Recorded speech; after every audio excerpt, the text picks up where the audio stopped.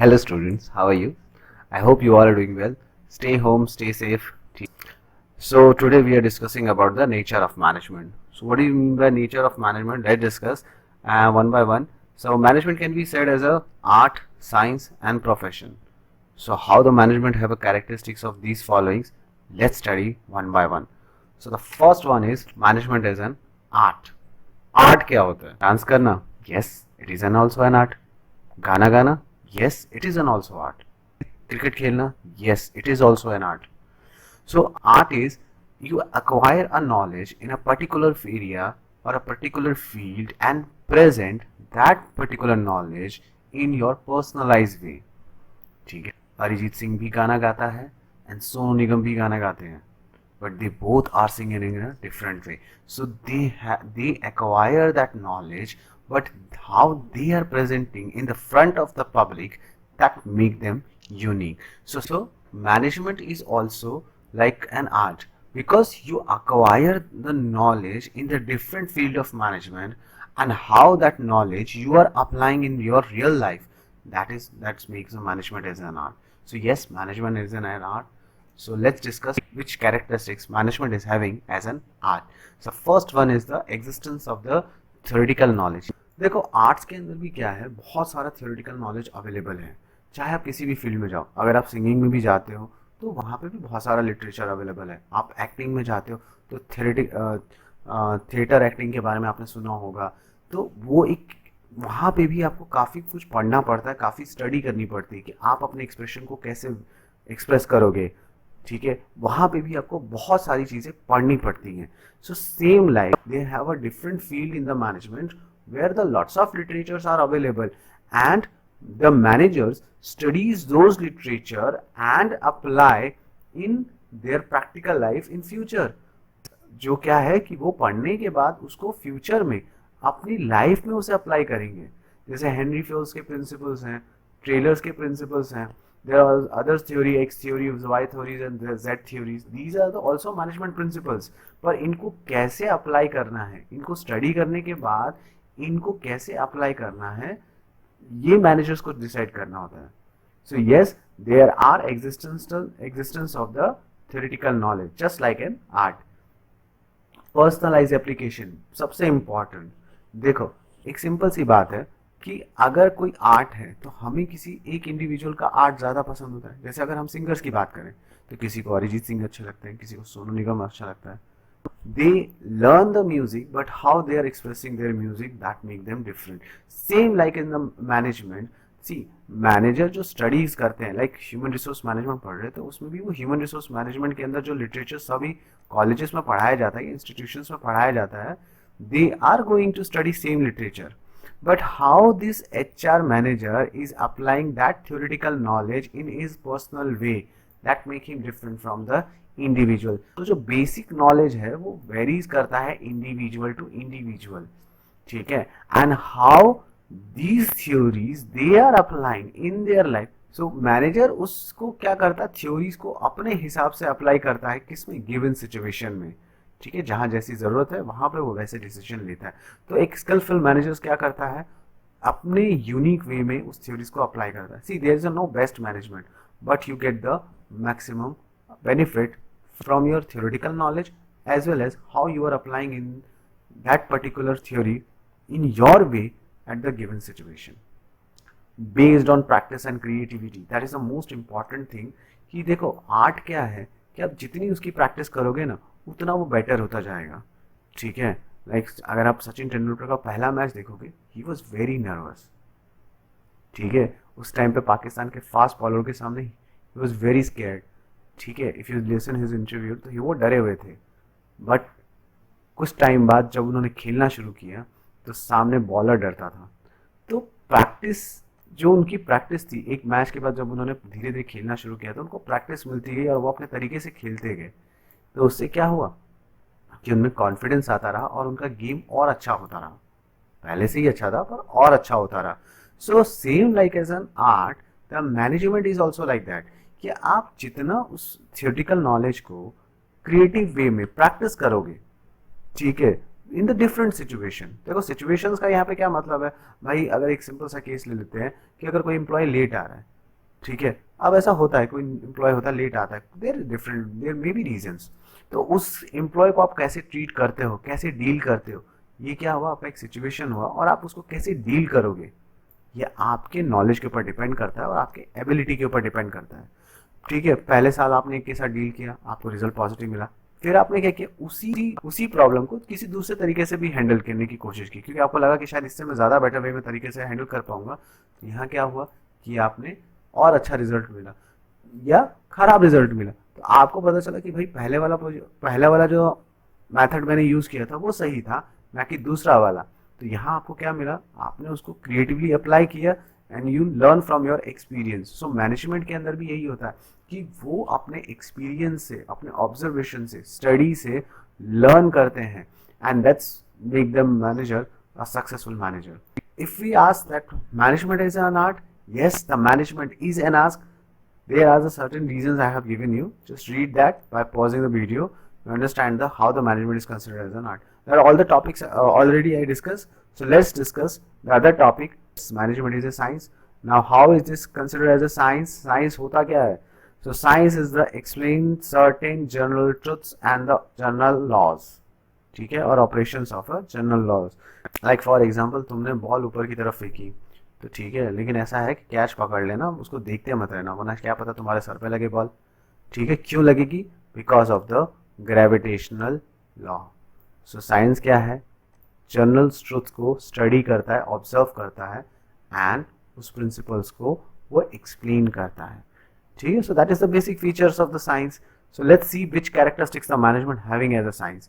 The first one is the systemized body of knowledge. Yes, just science क्या है, systemized body of knowledge है, वैसे ही management भी systemized body of knowledge है। आप साइंस के अंदर पर्टिकुलर डिग्री एक्वायर करते हो इन पर्टिकुलर फील्ड, मैनेजमेंट के अंदर भी आप डिग्री एक्वायर करते हो। साइंस के प्रिंसिपल्स कॉज एंड इफेक्ट के ऊपर बेस्ड हैं। यस, मैनेजमेंट प्रिंसिपल्स भी कॉज एंड इफेक्ट के ऊपर बेस्ड हैं। तो ये एक्चुअली क्या है कि वो प्रिंसिपल्स को ड्राइव करते हैं, the cause and effect relationship, just like a science. So yes, management having this characteristics.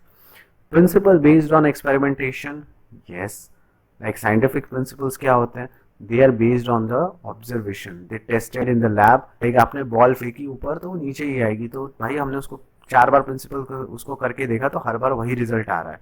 तो same like a science, management also based on the experimentation. उसके जितने भी प्रिंसिपल्स ड्राइव किए गए, ऐसा नहीं है कि रात को बैठे और सुबह ड्राइव कर दिए, नहीं, they are based on the observation, experimentation. ठीक है, उसको 1 बार नहीं, 2 बार नहीं, 3 बार नहीं, बार बार करके उसके रिजल्ट्स को एनालाइज किया गया है।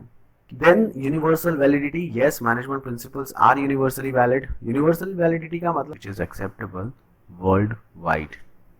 Same management principles are also acceptable world wide, but there is a one point कि management can be consider as a management as a perfect science. See, management as an art, हाँ भाई, short वो art है, but perfect science we can't say perfect science. Why? Let's discuss one by one. The first one is the systemized body of knowledge. तो ये एक characteristics जो है management के अंदर है। सो यस, मैनेजमेंट के अंदर ये प्योरली है, क्योंकि आप एक पर्टिकुलर इफेक्ट रिलेशन को समझते हो, आप उसके प्रिंसिपल्स को पढ़ते हो, उनके जनरल प्रिंसिपल्स हैं, उनकी खुद की वोकेबलरी है। सो और दूसरा क्या कि आप एक पर्टिकुलर फील्ड के अंदर नॉलेज गेन करते हो, तो yes, this principle they having. Then second one is the based on the experimentation. हाँ, जितने भी प्रिंसिपल्स हैं they are based on the experimentation, but they are not always give you same result. एक fact है कि वो सारे जो हैं सेम रिजल्ट नहीं देंगे। ठीक है, क्यों नहीं देंगे? Because we are dealing with the human behaviours, और we can say human being, and every individual have a different human behaviour. आपको पूरी क्लास को आके प्रिंसिपल सर ने डांट दिया, क्या सब पे वो इफेक्ट पड़ा? नहीं, हर किसी पे अलग अलग इफेक्ट पड़ा। 4 ऐसे होंगे जो ये सोच रहे होंगे, छोड़ो यार, सर का तो काम ही यही है। 4 ऐसे होंगे, यार सर ने हमें ऐसा बोला है, हमें अपने को सुधारना चाहिए।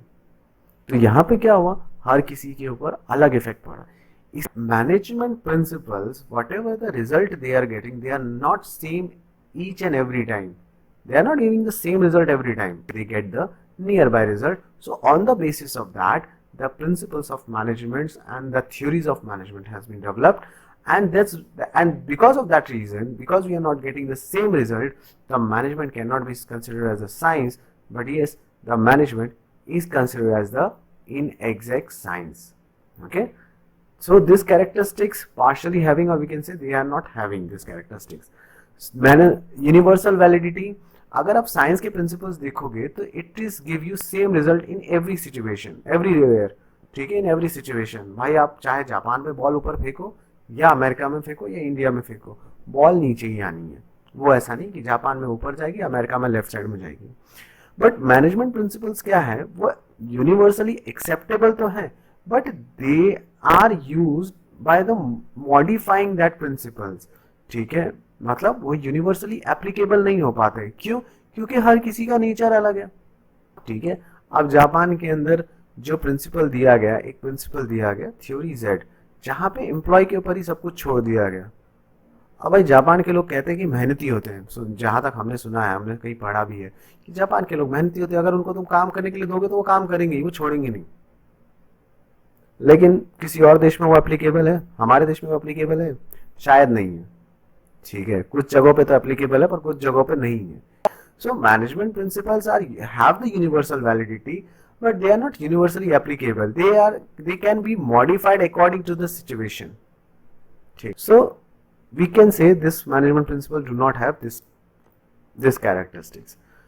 ठीक है, so दो characteristics नहीं है, एक universal validity as well as the principle based on experimentation. But हाँ, cause and effect relationship applicable है. So that's why we can say the management have two main feature, absence of two main feature. Then first one is based on experimentation and universal validity नहीं है. So that's why they are not considered as a perfect science, but they are considered as the social science, or we can say soft science or inexact science. ठीक है. Then management, एक question आता है exam के अंदर, management can be considered as a science and art. Yes, they consider as a science and art, because science you are acquiring the knowledge, the different field. You have a principle of management, and how you are applying that principle of management, that totally depend on the managers. So management is a practice of art, and such practice is based on the principle of management. Manager can work in a better way, and such principle is constituted to science of management. So जो principles हैं, they are considered as part of the science. Management has an art, science not mutually exclusive but completely complement to each other. मतलब दोनों अलग अलग नहीं है, पर हाँ दोनों साथ में जरूर है. Now the next topic is management as a profession. So yes, we can say the management as a profession. Which are the characteristics the management is having? Let's see, discuss one by one. The first one is well-defined body of knowledge, या systemized body of knowledge भी कह सकते हैं हम इसको. तो yes, the management having, like there are many institute, many different professional courses are available in the management, where you acquire and you become the manager. So yes, the management have the well-defined body of knowledge. Restricted entry. Yes, the management is restricted entry, just like other professions. Like you have to clear exam, XLRI and CAT. These exams you have to give before you get admission in the any B schools. But क्या ये हमारे में purely है just like other professions? नहीं है. क्यों नहीं है? Like if you want to become a doctor, you have to give the exam of NEET. ठीक है, तुम्हें नीट देना जरूरी है. ठीक है, सो नीट दोगे, जब तक वो क्लियर नहीं होगा तब तक तुम क्या हो, डॉक्टरी के लिए या मेडिकल स्टूडेंट्स के लिए अप्लाई नहीं कर सकते. पर मैनेजमेंट में ऐसा नहीं है. अगर आपने एग्जाम नहीं दिए तो मे बी आपको टॉप बी स्कूल्स में ना मिले, but there are certain institutes which conduct their own examinations. They conduct their own exam, entrance test. So वहाँ पे आप क्या कर सकते हो, डायरेक्ट एंट्री ले सकते हो. So ये कैरेक्टरिस्टिक्स पूरी तरह से मैनेजमेंट के अंदर नहीं आता है.